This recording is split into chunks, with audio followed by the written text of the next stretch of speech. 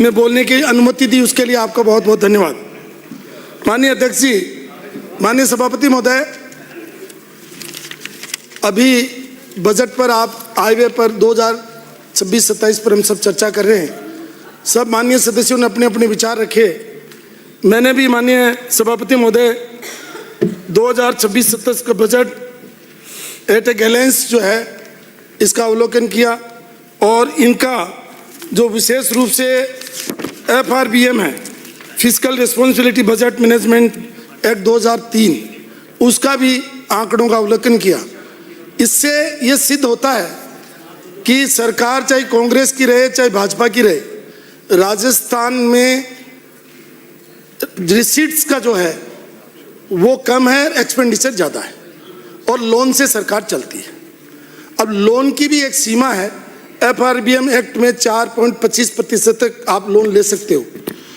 अब उस लोन को पूरा करने के बाद में अब सरकारों में नया ट्रेंड शुरू हो गया माननीय सभापति महोदय, वो हो गया बजट के बाहर जाकर के और लोन लेने की परंपरा एक शुरू हो गई।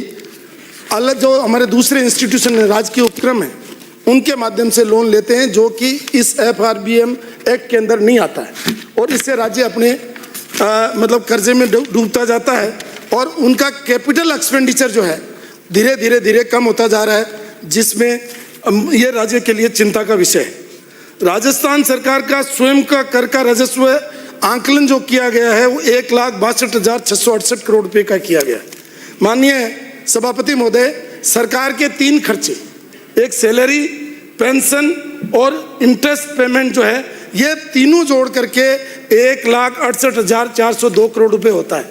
यानी सरकार का जो खुद का रिसीट्स आती हैं उससे ज़्यादा तो 3 हेड में खर्च हो जाता है और 2,05,000 करोड़ रुपए जो लोन का चला जाता है।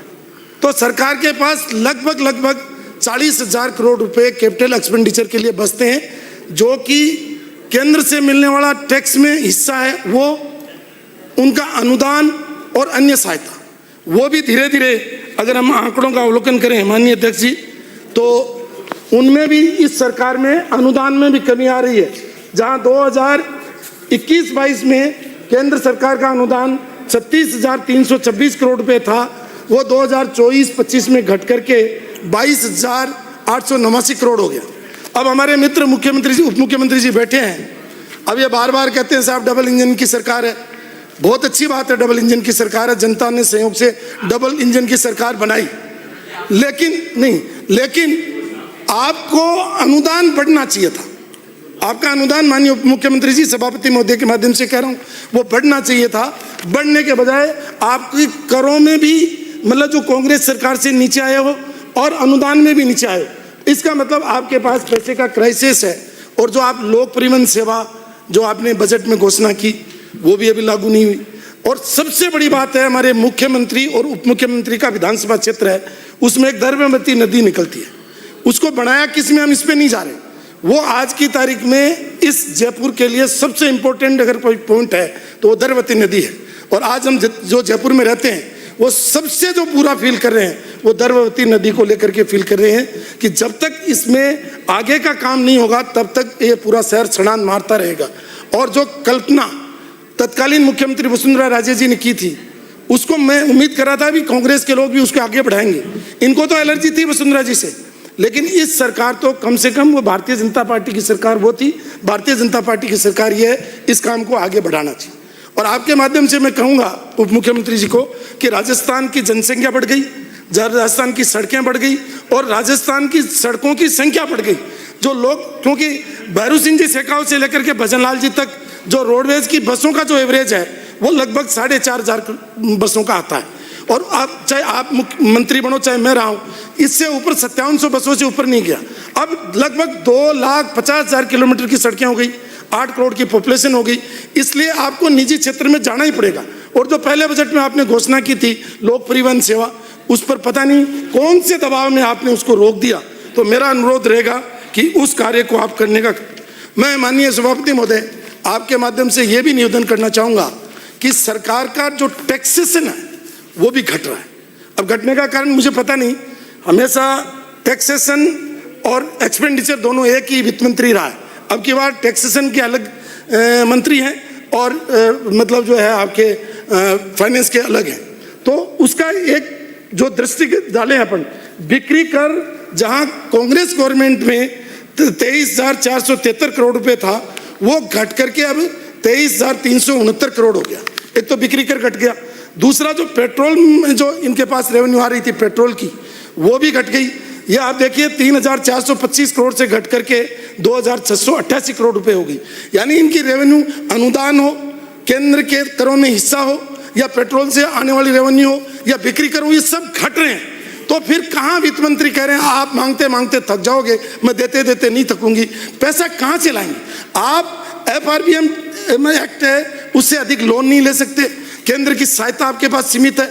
लेकिन ये जो आपके फिक्स्ड एक्सपेंडिचर है, कमिटेड एक्सपेंडिचर है, वो इतने ज़्यादा है माननीय सभापति महोदय कि आपके पास खर्चा करने के लिए नहीं है।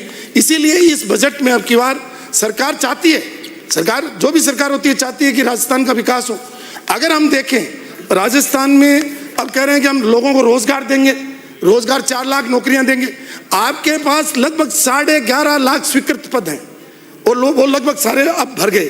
तो मैं पूछना चाहता हूं 2026-27 में जब आपके पास 11.5 लाख स्वीकृत पद हैं तो आप 3 लाख लोगों को नौकरी और कहां से दे दोगे? और अगर नौकरी दे भी दोगे, अभी आप 54,000 लोगों को ले रहे हो, अब जमाना AI का आ गया, अब जमाना कंप्यूटर का आ गया और आप चपरासी की भर्ती कर रहे हो, तो इससे राजस्व का खर्चा बढ़ेगा और खर्चा बढ़ने से आपके पास आय है नहीं और इसका असर राजस्थान के विकास पर पड़ेगा। इसलिए मेरे को सरकार को यह कहना है कि आप राजस्व आपको ज़्यादा कैसे मिले। केंद्रीय करों में अब जो नया स्ट्रक्चर आ रहा है उसमें रेवेन्यू आपकी और घट जाएगी, और रेवेन्यू जब घट जाएगी तो आप रेवेन्यू बढ़ाने के रास्ते तो ढूंढ ही नहीं रहो। अब इस रिफाइनरी की बात करते हैं, सितंबर 2013 में ये हमारे बायतू से आने वाले सदस्य बैठे हैं वहाँ पचपदरा में, सितंबर 2013 में उसका शिलान्यास हुआ था और 13 साल बाद में भी वो अभी तक रिफाइनरी चालू नहीं हुई, और जिसका खर्चा 30,000 करोड़ रुपए होना था वो 1 लाख करोड़ रुपए क्रॉस कर गया। और अब आप ये देखिए, पहले केन एनर्जी देख रही थी, अब वेदांता देख रहा है। वेदांता को चूंकि क्रूड कम पैसे में मिल रहा है इसलिए वो क्रूड बाहर से ले रहा है और मतलब राजस्थान के क्रूड का उपयोग नहीं हो रहा है, इसलिए राजस्थान का टैक्स भी कम होता जा रहा है। इसलिए ये सरकार अपना टैक्स कैसे बढ़ाए, किस तरीके से आगे बढ़े, ये मैं आपके माध्यम से निवेदन करना चाहता हूँ। माननीय सभापति महोदय, मैं अभी देख रहा था आज के अखबार में ही है, ये मैं संयोग कहूँ या प्रयोग मुझे पता नहीं सरकार का क्या है, ये उप मुख्यमंत्री जी दूसरे उप मुख्यमंत्री जी को बताएंगे। सार्वजनिक निर्माण विभाग, मैं नाम विभागों का नाम बोल रहा हूँ माननीय अध्यक्ष, मतलब सार्वजनिक निर्माण विभाग, चिकित्सा विभाग, IT और युवा खेल विभाग, इन 3 विभागों का बजट पिछले वर्षों से कम किया है। और इन 3 विभागों के मंत्री कौन है? तो ये क्या या संयोग से हुआ है या सरकार ने ये प्रयोग किया है कि इन 3 विभागों के मंत्री, जिसमें माननीय दिया जी, माननीय गजेंद्र सिंह जी और माननीय राज्यवर्धन जी, जो मतलब संयोग से एक ही समाज से आते हैं, तो सरकार की मंशा क्या है ये पता नहीं चल रहा कि इन 3 विभागों के पैसे क्यों काटेंगे। और इन 3 का ही जो मतलब जो 2025-26 से 26-27 में, तो ये एक संयोग है या प्रयोग। मैं इसलिए कह रहा हूं कि माइनॉरिटी का तो इन्होंने कम किया है, 450 से 335 किया, वो तो समझ में आता है, उसमें तो कोई बोलने वाला नहीं, इसलिए समझ में आता है। उसमें तो तुष्टीकरण के नाम से और कम कर दो, कोई नहीं बोलेगा। लेकिन ये 3 विभागों के आपने कम किए हैं, ये इसकी आग नीचे तक जाएगी, ये मैं आज इस सदन को आपके माध्यम से कहना चाहता हूँ। तो मैं आपसे निवेदन कर रहा था कि यहाँ बार बार प्रयोग हो रहा है। माननीय अध्यक्ष महोदय, 9 एक्सप्रेस वे घोषित किए गए, 9 एक्सप्रेस वे घोषित किए गए, अभी तक एक भी एक्सप्रेस वे की लैंड एक्विजिशन नहीं हुई। 2 का 3 का काम शुरू हुआ है, लैंड एक्वायर नहीं हुई, अभी अलाइनमेंट फाइनल हुआ है। तो ये सरकार क्या इतने बड़े एक्सप्रेस वे 2 साल में बना देगी? क्या इनके पास इतने फंड्स हैं? माननीय सभापति महोदय, आपने मुझे समय दिया तो मैं आपके माध्यम से ज़्यादा लंबा नहीं बोल करके और इतना ही निवेदन करूंगा कि कुछ विषय ऐसे हैं जो मेरे क्षेत्र से जुड़े हुए हैं। एक नवगठित जिला है डीरमना, उसमें मिनी सचिवालय का पिछली बार भी घोषणा की गई थी, इस बार भी घोषणा की, पिछले 12 महीने में अभी तक एक लाइन भी नहीं खींची गई। तो मेरा आपके माध्यम से यह कहना कि बार बार घोषणा करना लेकिन नए जिलों को पैसे नहीं देना। उनमें मिनी सचिवालय है, वहाँ फल सब्जी मंडी की एक जमीन है, उसके लिए आवंटन है, निष्क्रांत भूमि का एक बड़ा इश्यू है कस्टोडियन लैंड्स का, उसका निपटारा है।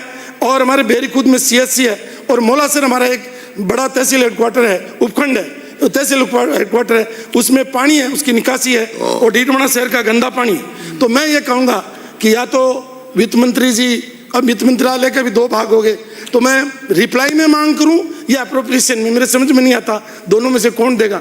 तो मैं कह रहा हूं रिप्लाई वाले अगर समझ में आए तो रिप्लाई में वित्त मंत्री दे दे, अगर ये पहले वित्त मंत्री नहीं दे तो अप्रोप्रिएशन वाले मंत्री जी जो मुख्यमंत्री के पास है वो दे दे। यही मांग करते हुए मैं आपका धन्यवाद करना चाहूंगा। श्रीमती कल्पना देवी जी।